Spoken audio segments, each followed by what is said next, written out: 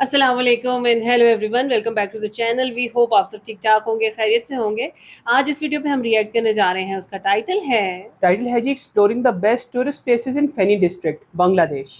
अच्छा जी, वीडियो है मिस्टर लक्सू की और इनकी वीडियोस बहुत ज़बरदस्त होती हैं। और फ़ैनी की यहाँ पे बात हो रही है तो फ़ैनी से बहुत से दोस्त हमें देखते हैं, बहुत ज़बरदस्त आइडियाज़ हमारे साथ शेयर करते हैं। और आज पहली बार हम फ़ैनी डिस्ट्रिक्ट को देखने जा रहे हैं, तो हम लोग तो बहुत ज़्यादा एक्साइटेड हैं। चलते हैं, वीडियो देखते हैं, उसके बाद करते हैं गपशप। चलिए इससे पहले वीडियो को स्टार्ट करें, चैनल पे नए तो प्लीज सब्सक्राइब कर लें और बेल आइकन प्रेस करना बिल्कुल मत भूलिएगा। तो चलिए चलते हैं अपनी वीडियो की तरफ और हाँ, मैं आपके रिएक्टिंग नेबर्स।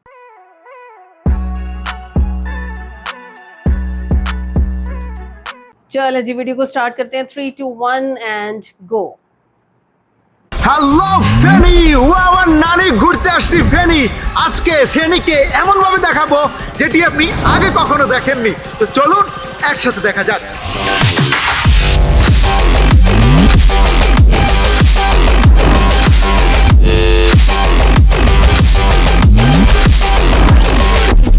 আজকের এই ভিডিওতে ফেনী জেলার সমস্ত সৌন্দর্য আপনার সামনে প্রেজেন্ট করবার সাথে সাথে কমপ্লিট একটি ভ্রমণ গাইডলাইন দিব। তো চলুন ভিডিও শুরু করা যাক। Hello guys, it's me Laksu and welcome to my blog Feni. Feni বাংলাদেশের দক্ষিণ পূর্বাঞ্চলে অবস্থিত চট্টগ্রাম বিভাগের একটি প্রশাসনিক অঞ্চল। মধ্যযুগে কবি ও সাহিত্যিকদের লেখা একটি বিশেষ নদীর স্রোতধারা ও ফেরি পারাপারের ঘাট হিসাবে ফণী শব্দের ব্যবহার পাওয়া যায়। আর এই ফণী শব্দ থেকে একটি নদীর নাম দেওয়া হয় ফেনী। ধারণা করা হয় এই ফেনী নদীর নাম অনুসারে এই অঞ্চলের নাম রাখা হয় ফেনী।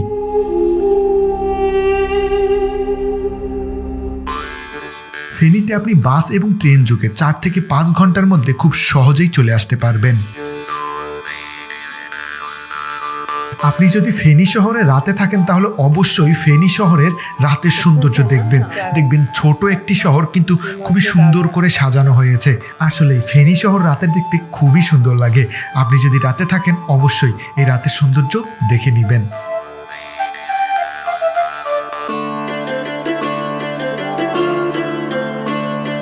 শুভ সকাল সবাইকে স্বাগত জানাচ্ছি ফেনী জেলা থেকে। আমার পিছনে যেটি দেখতে পাচ্ছেন এটি হচ্ছে ফেনী সরকারি কলেজ। এটি ফেনী জেলার অন্যতম প্রাচীন এবং ঐতিহ্যবাহী একটি কলেজ। একেবারে ফেনী শহরের প্রাণকেন্দ্রে এই সরকারি কলেজের অবস্থান এবং এই কলেজটি প্রতিষ্ঠিত হয় 1922 খ্রিস্টাব্দে এবং তখনকার সময় এই কলেজটি দক্ষিণ পূর্ব বাংলার সব থেকে স্বনামধন্য একটি কলেজ ছিল।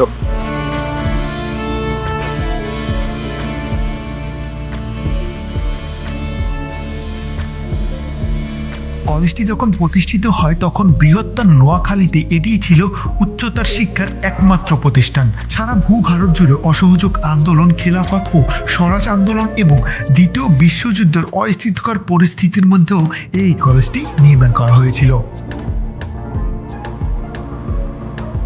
1939 সালে যখন দ্বিতীয় বিশ্বযুদ্ধ হয় তখন ব্রিটিশ সৈন্যরা এই কলেজে অবস্থান নেয় এবং এই কলেজকে তারা মিত্র বাহিনীর একটি হসপিটাল হিসাবে বা অস্থায়ী হসপিটাল হিসাবে এর কার্যক্রম শুরু করে। কিন্তু এই কলেজের যে কার্যক্রমটা সেটা চলে যায় ব্রাহ্মণবাড়িয়াতে এবং সেখানেই হচ্ছে এই কলেজের কার্যক্রম শুরু হয়। কিন্তু যখন যুদ্ধ শেষ হয়ে যায়, মানে দ্বিতীয় বিশ্বযুদ্ধ শেষ হয়ে যায়, তখন আবার হচ্ছে এই কলেজে পুনরায় এর কার্যক্রম শুরু হয়। কিন্তু সব থেকে মজার ব্যাপার হচ্ছে কি, ব্রাহ্মণবাড়িয়াতে যেখানে এই কলেজের কার্যক্রম শুরু হয়েছিল সেইখানে আরেকটি কলেজ নির্মাণ করা হয়।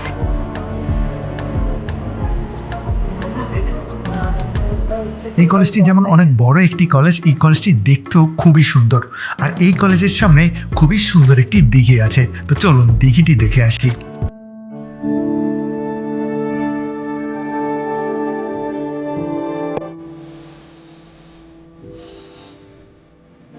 বর্তমানে আমি ফেনী জেলার খুবই সুন্দর একটি জায়গায় আছি এবং এটিকে ফেনী জেলার প্রাণকেন্দ্র বলা হয়। আমার হাতের এই পাশে আছে একটি দিঘি, এই দিঘির নাম হচ্ছে রাজাজির দিঘি। অ্যান্ড এই দিঘিটি 5 থেকে 700 বছরের পুরনো একটি দিঘি।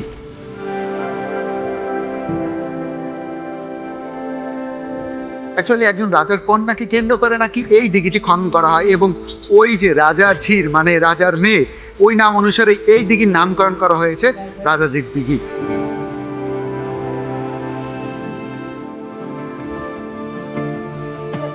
মূলত বিকেল বেলাতে এই স্থানটা আড্ডাটা একটু বেশি হয় এবং এখানে অনেক কাপল থাকে।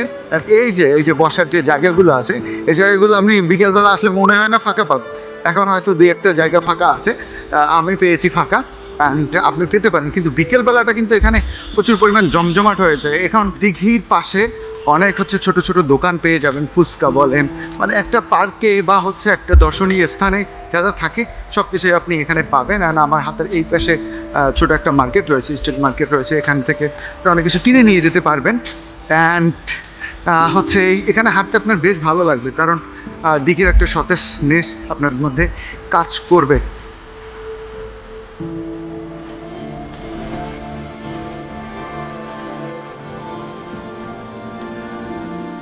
আমার সামনে রয়েছে দিঘিটি, আর আমি এখন দিঘিটির ওয়াকওয়ের উপরে। অ্যাকচুয়ালি এই দিঘিটিকে চারোপাশ থেকে ঘেরাও করেছে, মূলত চারোপাশ না, মানে 2 থেকে আড়াই পাশ ঘেরাও করেছে ওয়াকওয়ে দিয়ে।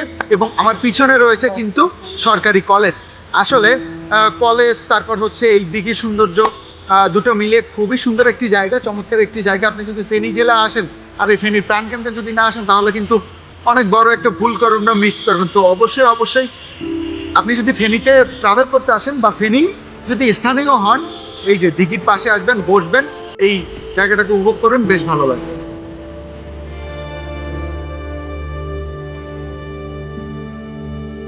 এখন এখান থেকে 50 টাকা সিএনজি ভাড়া দিয়ে চলে যাব সোনাগাজী, সেখান থেকে আবার 20 টাকা সিএনজি ভাড়া দিয়ে চলে যাব বাদামতলি বাজার, আর সেখান থেকে জনপ্রতি 15 টাকা রিক্সা ভাড়া দিয়ে চলে যাব মুহুরী প্রজেক্টে।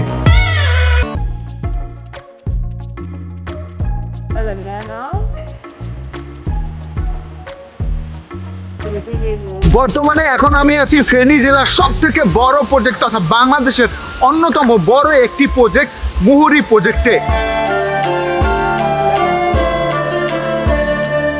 এই মুহুরী প্রজেক্ট বা প্রকল্পটি বাংলাদেশের দ্বিতীয় সর্ববৃহৎ সেচ প্রকল্প, এবং আপনি শুনলে অবাক হবেন যে বাংলাদেশে প্রথম বায়ু বিদ্যুৎ কেন্দ্র কিন্তু এইখানেই নির্মাণ করা হয়। এবং আমার পিছনে দেখতে পাচ্ছেন যে অনেক বিস্তীর্ণ জায়গা, এবং এটি একটি বড়, বাংলাদেশের সব থেকে বড় মৎস্য জোন হিসেবেও কাজ করে।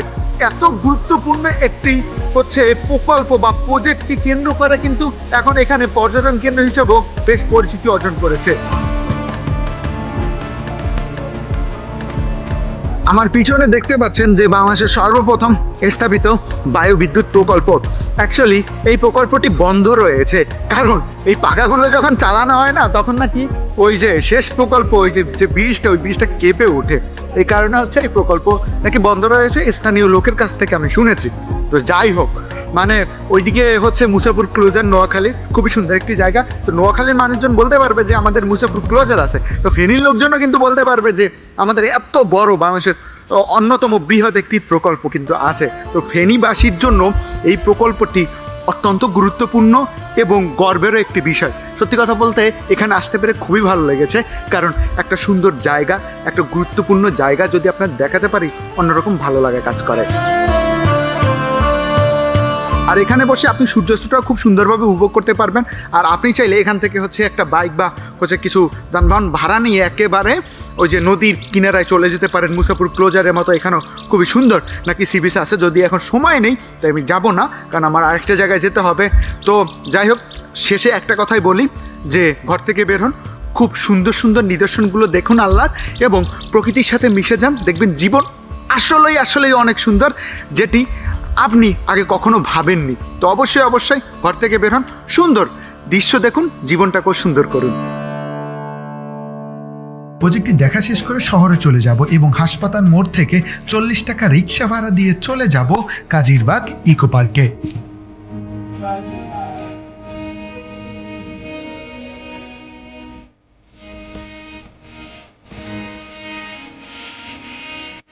বর্তমানে এখন আমি আছি ফেনী জেলার অন্যতম সুন্দর একটি ইকো পার্কে।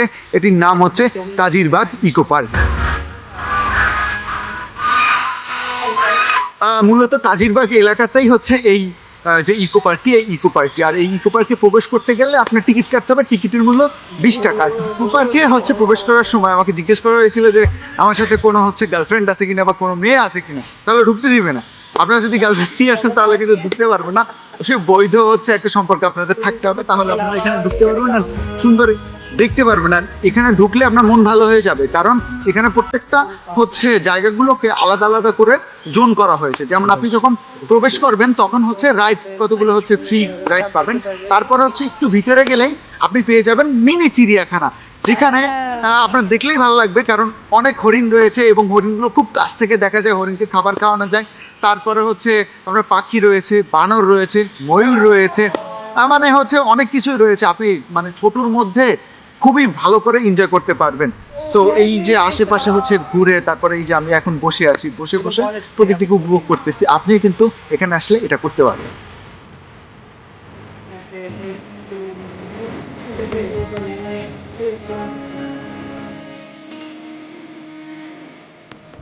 অ্যাকচুয়ালি পার্কটা দেখে আমার ভীষণ ভালো লেগেছে। আপনারা যদি ফেনী জেলাতে আসেন তাহলে অবশ্যই আসবেন। আর হচ্ছে বিকেলবেলাতে বা স্কুল বা কলেজ টাইম বাদে কিন্তু হচ্ছে ফ্রেন্ড সার্কেল নিয়ে, সেটা হোক গার্লফ্রেন্ড হোক বয়ফ্রেন্ড নিয়ে আসা যায় না কি, কিন্তু স্কুল টাইমে যারা স্টুডেন্ট তারা কিন্তু অ্যালাউ না, এটা কিন্তু আমি বলে রাখছি। সো যারা যারা ফেনী জেলাতে আসেন তারা তো অবশ্যই এই পার্কটি হয়ে যাবেন, দেখবেন ভীষণ ভালো লাগবে। এখন এখান থেকে 60 টাকা রিক্সা ভাড়া দিয়ে চলে যাব চৌধুরী বাগান বাড়ি।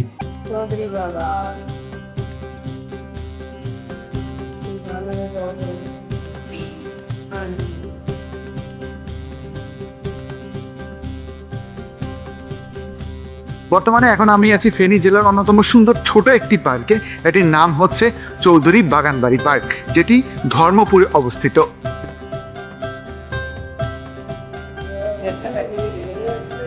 মূলত এই চৌধুরী বাগান বাড়িতে প্রবেশ করতে গেলে আপনার টিকিট কাটতে হবে। টিকিটের মূল্য হচ্ছে 25 টাকা।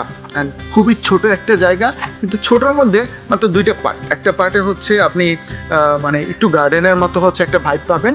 আর এখন যেখানে আমি আছি এটা হচ্ছে একটা পুকুরের উপরে খুব সুন্দর করে সাজানো হয়েছে। আপনি এখানে মানে ছোট ছোট কটেজের মতো করা হয়েছে, যেখানে বসে আপনি মানুষটাকে নিয়ে সময় কাটাতে পারবেন বা ফ্যামিলি পার্সনদেরকে নিয়েও সময় কাটাতে পারবেন। আর একটা ইন্টারেস্টিং ব্যাপার কি জানেন, এই পার্কটাতে মূলত হচ্ছে বাচ্চাদের থেকে একটু হচ্ছে আমাদের মতো ইয়ং জেনারেশনরাই বেশি আসে। সো আপনিও যদি হচ্ছে একটু সময় পান এখানে আসবেন। শহর থেকে একটু দূরে হলেও জায়গাটা ছোটোর মধ্যে মোটামুটি ভালোই লাগছে আমার কাছে। তো আপনি যদি সময় পান অবশ্যই অবশ্যই এখানে আসবেন।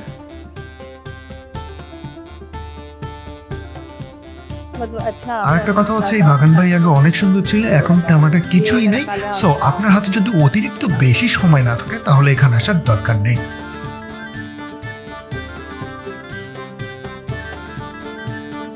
এখন এখান থেকে সদরে যাব এবং সদরে গিয়ে 20 টাকা বাস ভাড়া দিয়ে মোহাম্মদ আলী বাজারে নামবো। সেখান থেকে 30 টাকা রিক্সা ভাড়া দিয়ে চলে যাব শশার্দী মসজিদে।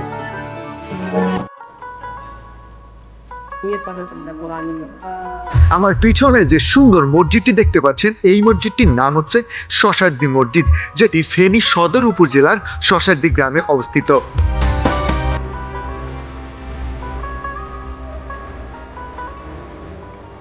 স্থানীয়দের কাছে এই মসজিদটি তাকিয়া মসজিদ নামে বেশ সুপরিচিত, কিন্তু কেউ কেউ ফখরুদ্দিন মুবারক শাহ মসজিদ নামেও বিশেষভাবে চিনে থাকে। এই মসজিদটি ফখরুদ্দিন মুবারক শাহের শাসন আমলে নির্মাণ করা হয়েছিল। তিনি 1338 থেকে 1349 সাল পর্যন্ত বাংলার স্বাধীন সুলতান ছিলেন এবং তিনিই ছিলেন বাংলার সর্বপ্রথম স্বাধীন সুলতানের প্রতিষ্ঠাতা। আর তার শাসন আমলেই কিন্তু এই সুন্দর মসজিদটি নির্মাণ করা হয় এবং তার শাসন আমলে কিন্তু তখনকার রাজধানী ছিল সোনারগাঁ।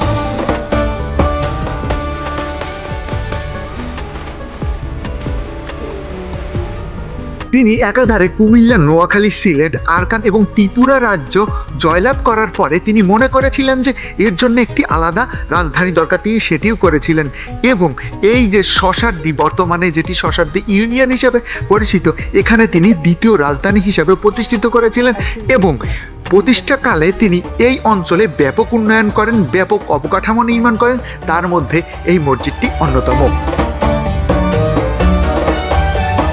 বাংলাদেশ প্রত্নতাত্ত্বিক অধিদপ্তর 47টি মসজিদকে প্রত্নতত্ত্ব অধিদপ্তরের আওতাভুক্ত করেছে, তার মধ্যে এই মসজিদটি অন্যতম। এবং এই মসজিদটির উপরে রয়েছে 2 লাইনে 3টি করে মোট 6টি গম্বুজ। এবং এই মসজিদটি নির্মাণ করা হয়েছে চুন, সুরকি এবং ইটের সংমিশ্রণে। এর উপরে যে খোদাই করা সুন্দর সুন্দর নকশা দেখলে আপনি অবাক হবেন। এবং ফেনী জেলাতে যদি আপনি ঘুরতে আসেন তাহলে অবশ্যই এই মসজিদটি আপনার দেখা উচিত, এই মসজিদটি দেখে যাবেন। তো অবশ্যই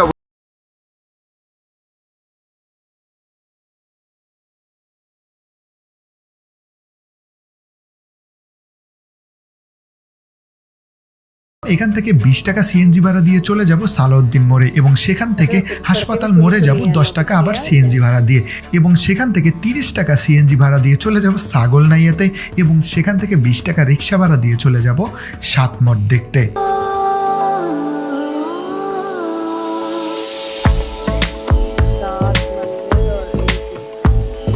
আমার পিছনে 7টি বড় বড় মঠ বা মন্দির রয়েছে। এটি হচ্ছে ফেনী জেলার অন্যতম প্রত্নতাত্ত্বিক একটি নিদর্শন, আর এটির অবস্থান হচ্ছে ফেনী জেলার ছাগলনাইয়া উপজেলার বাঁশপাড়া নামক একটি স্থানে। আসলে এটি দেখলে আপনি অবাক হবেন যে একটা জায়গায় 7টি বড় বড় মঠ।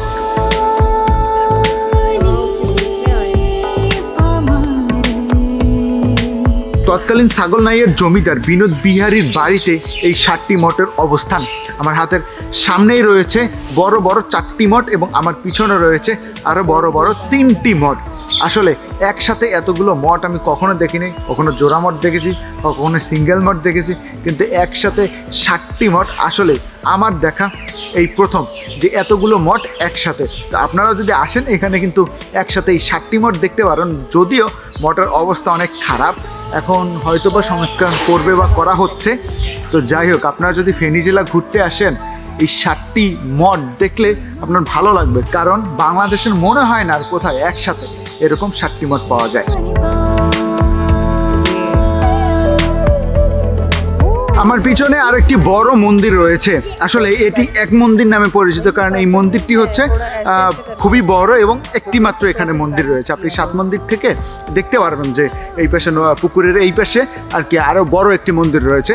এই মন্দিরের নাম হচ্ছে এক মন্দির। তো 7 মন্দির আর এক মন্দির একেবারে একই জায়গায়, আপনি কিন্তু হচ্ছে এসে খুব ভালো করে দেখে যেতে পারবেন। এবং এটির অবস্থান হচ্ছে গিয়ে পুকুরের এপার আর ওপারে।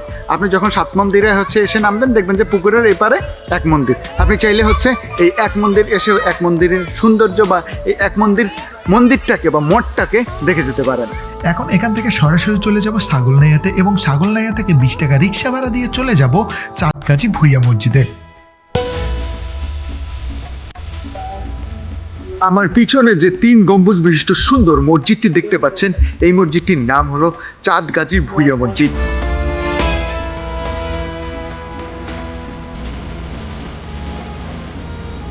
চাঁদগাছি ভুইয়া মসজিদটি ফেনী জেলায় অবস্থিত মুঘল আমলের অন্যতম একটি নিদর্শন। এবং এই চাঁদগাছি ভুইয়া মসজিদটি নির্মাণ করেন এখানকার মুঘল আমলের সময় মুঘল সাম্রাজ্য নামে খ্যাত যিনি এখানকার খাজনা উঠাতেন চাঁদগাছি ভুইয়া।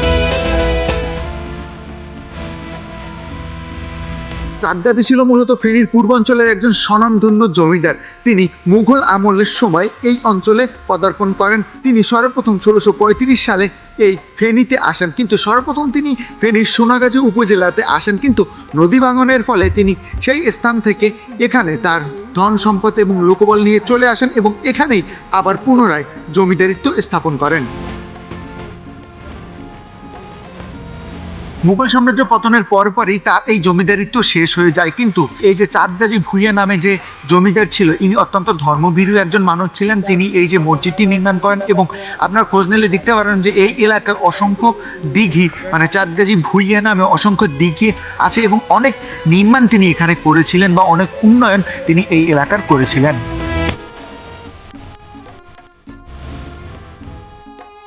মসজিদটিকে খুবই সুন্দর করে স্থাপন করা হয়েছে। আমার পিছনেই দেখতে পাচ্ছেন খুবই সুন্দর কিন্তু মসজিদটি, এবং মসজিদের উপরে রয়েছে 3টি গম্বুজ, যার মাঝখানের গম্বুজটি অনেক সুন্দর এবং গম্বুজের উপরে খুবই সুন্দর করে নকশা করা হয়েছে, কলস আকৃতির নকশা করা হয়েছে এবং তার উপরে পাতা আকৃতির খুব সুন্দর করে নকশা করা হয়েছে। আর আপনি যদি এর সামনের দিকটা দেখেন দেখবেন যে খুবই সুন্দর করে নকশা করে এটি নির্মাণ করা হয়েছে। আসলে খুবই সুন্দর একটি মসজিদ। আপনি যদি ফেনী শহরে আসেন বা ফেনী যদি ভ্রমণ করতে আসেন এই মসজিদটি দেখে যাবেন মাস্ট।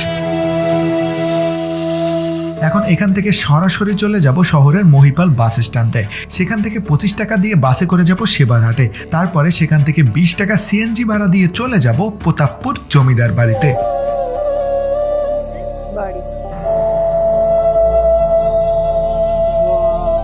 আমার পিছনে যে বাড়িটি দেখতে পাচ্ছেন এই বাড়িটি হচ্ছে একটি জমিদার বাড়ি এবং এই বাড়িটির নাম হচ্ছে প্রতাপপুর জমিদার বাড়ি।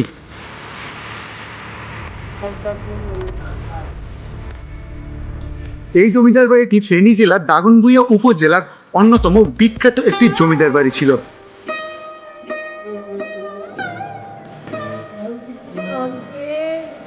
1760 সালের দিকে এই জমিদার বাড়িটি প্রতিষ্ঠিত হয় এবং এই জমিদার বাড়ির প্রতিষ্ঠাতা ছিলেন তিনকুড়ি সাহার দুই পুত্র রামচন্দ্র সাহা এবং রামসুন্দর সাহা। এই জমিদার বাড়ি স্থানীয়দের কাছে প্রতাপপুর জমিদার বাড়ি কিংবা রাজবাড়ি হিসাবেও বেশ সুপরিচিত এবং আপনি জানলে অবাক হবেন যে 2002 সাল পর্যন্ত এই জমিদার বাড়িতে এদের বংশধররা বসবাস করত। এই জমিদার বাড়ির বংশধররা কিন্তু এখনো টিকে আছে। তারা ঢাকা, চট্টগ্রাম এবং ভারতের ত্রিপুরা এবং কলকাতায় বসবাস করেন এবং এই জমিদার বাড়িতে কিন্তু তারা দুইবার আসে বছরে। সেটা হচ্ছে এখানকার জমিদারের যে সম্পত্তি ছিল সেই সম্পত্তিগুলো বর্গা দিয়ে রাখছে এবং এই বর্গার টাকা নিতেই তারা কিন্তু বছরে 1 থেকে 2 বার এখানে আসে।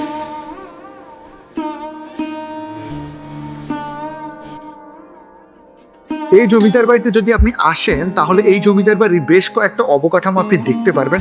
এখনো মোটামুটি ভালোভাবে টিকে আছে কিন্তু সংস্করণের অভাবে এটি আস্তে আস্তে ধ্বংস হয়ে যাচ্ছে। আমি বিনীত অনুরোধ করব এখানে সরকারি কর্মকর্তা যারা প্রত্নতাত্ত্বিক বিভাগে এই যে ফেনী জেলাতে কাজ করে তারা যেন এই যে জমিদার বাড়িকে সংরক্ষণ করার ব্যবস্থা গ্রহণ করেন এবং এখানটাকে একেবারে পর্যটনী একটা স্পট করেন, যেন মানুষ এখানে এসে এই যে জমিদার বা রাজবাড়ি বলেন এর ইতিহাস জানুক এবং বাংলার ইতিহাস সম্পর্কে শিখুক, জানুক এবং দেখুক।